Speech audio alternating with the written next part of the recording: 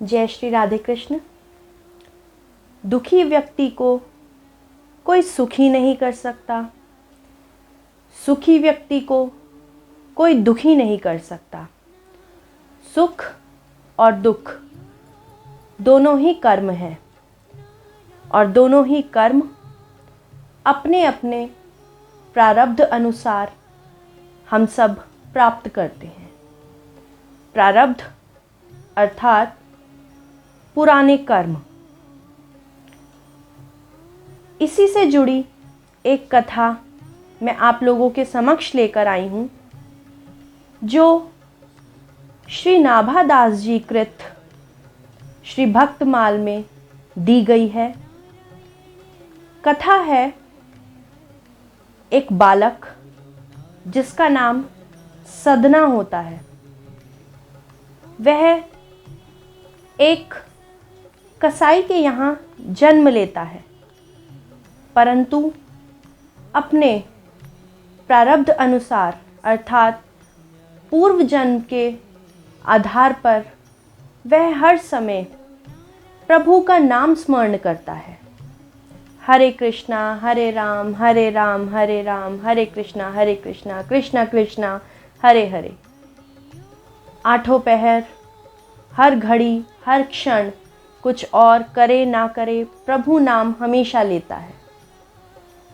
अब जैसे ही वह बड़ा होता है, अब काम का अभाव होता है, जिसकी वजह से उसे अपने ही पिता का काम करना पड़ता है। उसके पिता उसे अपना ही काम सौंपते हैं, परंतु प्रभु भक्त होने के कारण वह मांस काटता नहीं है, किसी और से ही खरीदता है और उसे बेचने लगता है। परंतु हर क्षण वही नाम का स्मरण, हरे कृष्णा कृष्णा कृष्णा हरे हरे, हरे राम राम राम हरे हरे। इस प्रकार उसका सारा दिन बीतता है। अब एक दिन वह संध्या के समय अपनी दुकान से वापस लौटता है। वह दुकान से लौटते समय उसे एक चमकीला पत्थर दिखता है। वह अत्यधिक आकर्षक था। सदना उस चमकीले पत्थर को उठाता है, वह अपने साथ ले जाता है।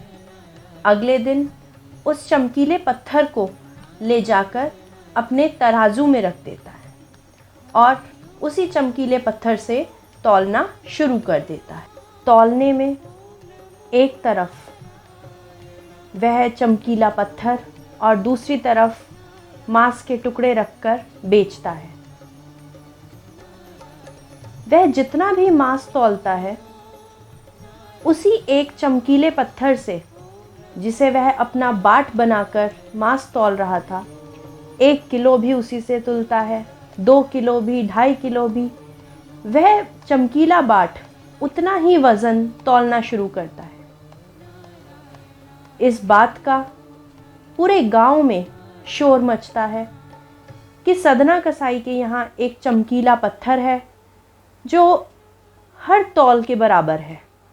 1 किलो भी उसी पत्थर से तुलता है, 2 किलो भी, 3 किलो भी।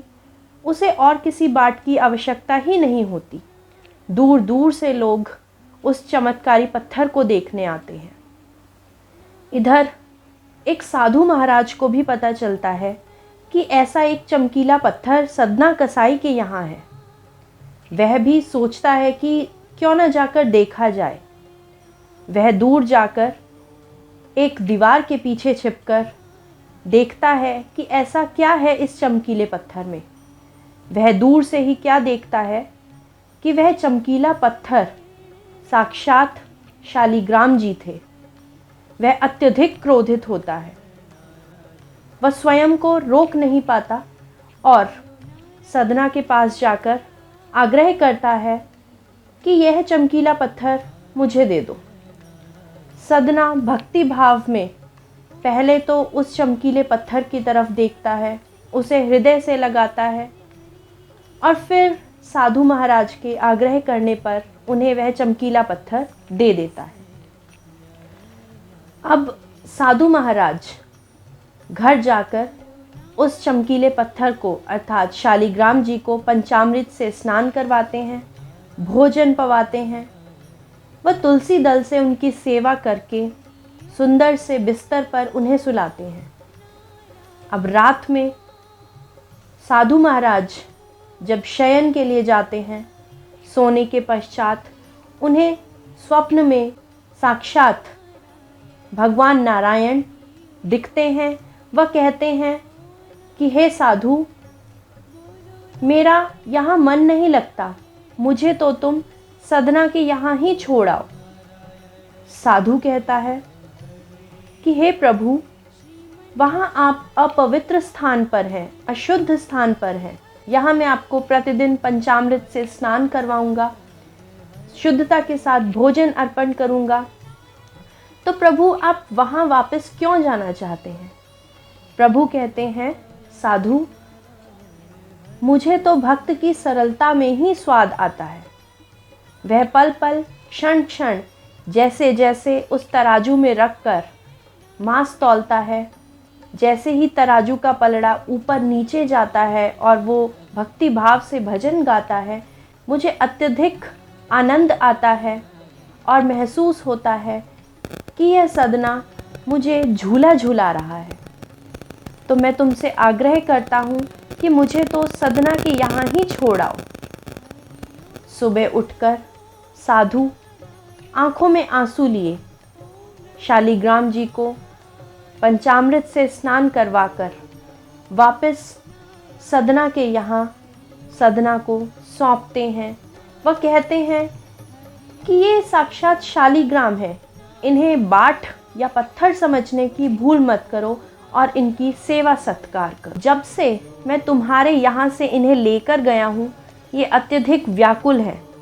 इधर सदना भी कहता है, साधु महाराज, मैं भी कल से जब से आप इन्हें लेकर गए हैं अपनी व्याकुलता नहीं समझ पाता था कि मैं क्यों इतना व्याकुल हूँ, मैं क्यों इतना दुखी हूँ।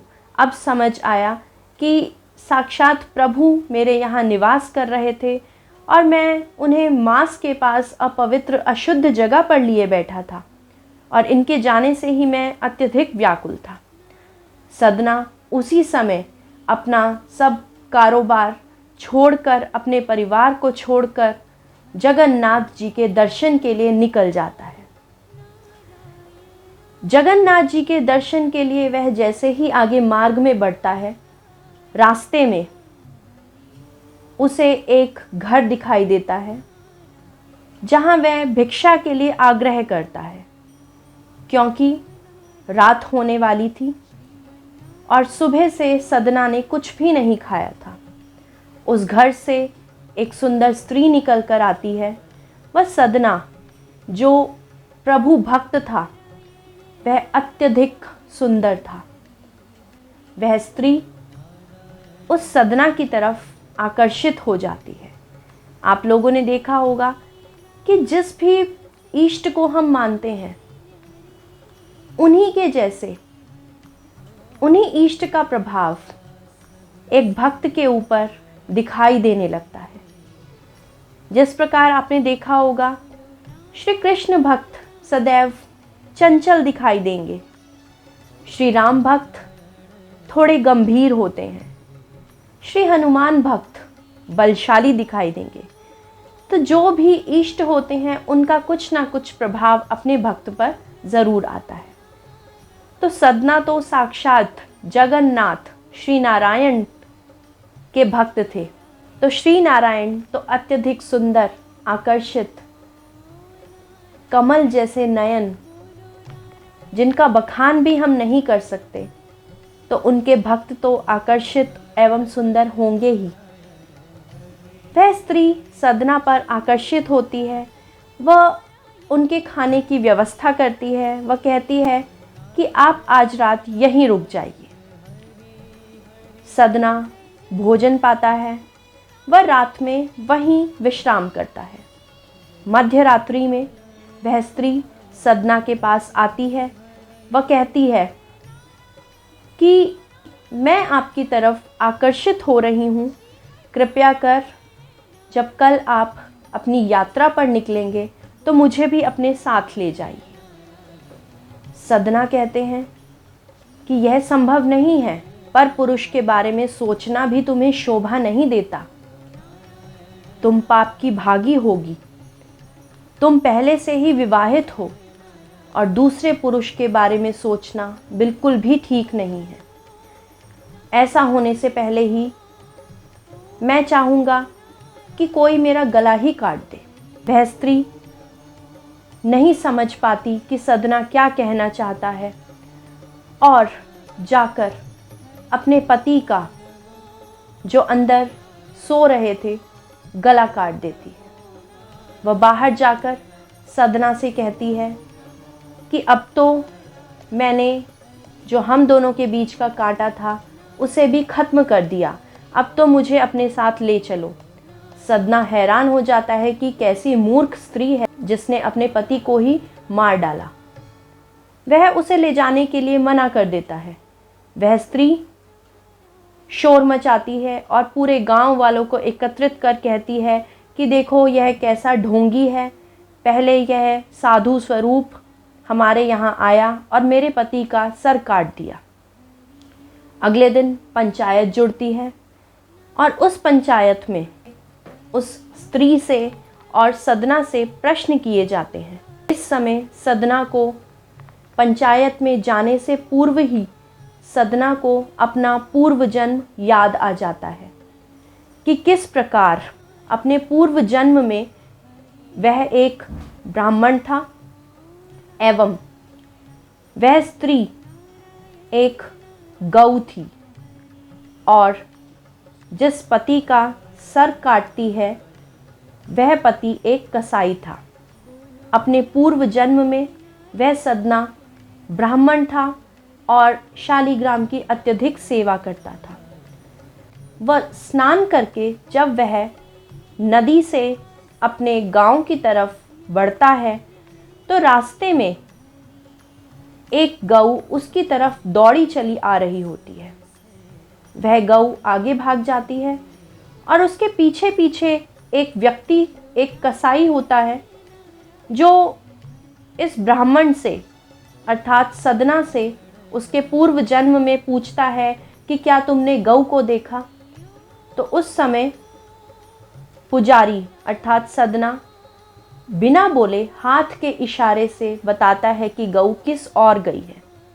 वह पूर्व जन्म सदना को याद आ जाता है और सदना कहता है कि हाँ, मैंने ही इसके पति का गला काटा है, क्योंकि उसे प्रारब्ध का फल मिलना होता है। पंच उसकी बात पर विश्वास नहीं करते क्योंकि वह जानते हैं कि वह स्त्री दुष्टा है, परंतु सदना के मुख से कहने पर ही वे पंच सज़ा सुनाते हैं, जिसमें उसे मृत्युदंड ना देकर उसकी दोनों भुजाएं कटवाने को कहते हैं। अब सदना की दोनों बाहें कट जाती हैं, परंतु सदना जो भक्ति भाव में लीन था उसे अपना पूर्व जन्म भी याद आ जाता है कि किस प्रकार उसे अपने प्रारब्ध का फल मिला है। वह और प्रभु भक्ति में लीन हो प्रभु का नाम स्मरण करता हुआ जगन्नाथ जी के दर्शन के लिए आगे बढ़ता है। हाथों से लहू बह रहा है, आँखों से आंसू बह रहे हैं, पैरों में छाले हैं, परंतु ये सब दर्द के मारे नहीं, प्रभु का नाम स्मरण करके। जैसे ही वह पुरी प्रस्थान करता है, उधर ठाकुर जी जगन्नाथ जी उसका कब से इंतज़ार कर रहे होते। वे मंदिर के पुजारियों को कहते हैं कि मेरा एक भक्त आ रहा है और मेरी पालकी में उसे बिठा कर लाओ। पुजारी पूछते हैं, प्रभु हम किस प्रकार आपके भक्त को पहचानेंगे। प्रभु कहते हैं, जो मेरे ही स्वरूप दिखता हो, अर्थात अत्यधिक आकर्षित हो और जिस प्रकार मेरी दो भुजाएं नहीं हैं, उस भक्त की भी दो भुजाएं कटी हुई मिलेंगी, पैरों में छाले होंगे और मेरा ही नाम स्मरण करता हुआ मंदिर की तरफ बढ़ रहा होगा। उसे मेरी पालकी में बिठाकर ले आओ। जैसे मैं उससे मिलने से व्याकुल हूँ, वैसे ही वो भी मुझसे मिलने के लिए अत्यधिक व्याकुल है। पुजारी पालकी उठाए उस सदना भक्त की तरफ पहुंचते हैं, वह पहचान जाते हैं और उसे पालकी में बैठने के लिए आग्रह करते हैं, परंतु सदना मना कर देता है कि भक्त सदैव अपने प्रभु से मिलने के लिए अपने पैरों से ही चल कर जाए, पालकी में बैठकर ना जाए।